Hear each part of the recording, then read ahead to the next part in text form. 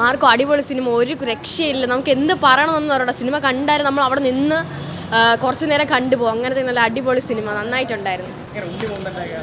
ഉണ്ണിമുന്നിൻ്റെ action ഒരു രക്ഷയില്ല. നമുക്ക് ഒന്നും മാറ്റി വെക്കാൻ പറ്റാത്ത സീനായി, നല്ല രസമുണ്ട് കാണാൻ. വയലൻസ് ഒക്കെ ഒരു രക്ഷയില്ല. നമുക്ക് എങ്ങനെ പറഞ്ഞു തീർക്കണമെന്നൊന്നും അറിഞ്ഞൂടാ.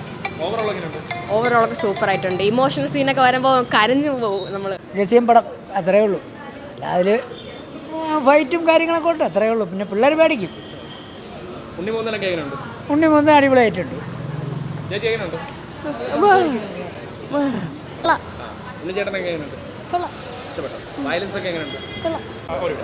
കിടിലം കിടിലം കിടിലം പടം.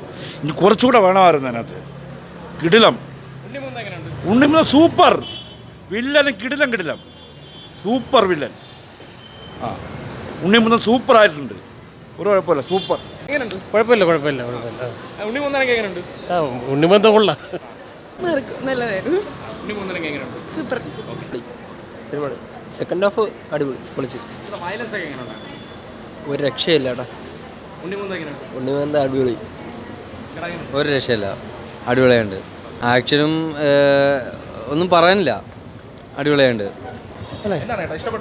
നല്ല പടം, കുഴപ്പമില്ല, ഉണ്ണിമൂന്നും പൊളിയല്ലേ. സൂപ്പർ. മാർക്കവും ഭയങ്കര വയലൻസാണ്. പടം കണ്ടിട്ട് നമ്മൾ ഇതുവരെ ആദ്യമായിട്ടൊരു മലയാളം പടത്തിൽ ഇങ്ങനത്തെ ഒരു വയലൻസാണ്. ഉണ്ണിമൂന്നരൊക്കെ പക്ഷേ വയലൻസ് മലയാളത്തിൽ ആദ്യത്തെ പടം ഇങ്ങനത്തെ വയലൻസ്. അടിപൊളി പടം. നമുക്കെന്നെ കണ്ടിട്ട് ഞാൻ പറയും കണ്ണ് കല്യാവതി എന്ന് പറഞ്ഞാൽ ഇതേപോലെ മലയാളം പടത്തിൽ ഇങ്ങനത്തെ വയലൻസ് ഉണ്ടല്ലോ. അനിമലാണ് ഞാൻ കണ്ടേക്കണ പടം, ഹിന്ദി പടം. അനിമലിനെക്കാളും വിട്ടു തരാം. അതെ. മലയാളികൾക്ക് ഇങ്ങനെയും പടം ഉണ്ടാക്കാം, എങ്ങനെയും ചെയ്യാൻ പറ്റുമെന്നൊരു ഇതാണ്ടാ. മലയാളികൾക്ക് ഇങ്ങനത്തെ ഹിന്ദീനെക്കാളും വെട്ടിക്കുന്ന ഇതിലുള്ള പടം ഉണ്ടാക്കാൻ പറ്റുമെന്നൊരു നല്ല ഇത് തന്നെ.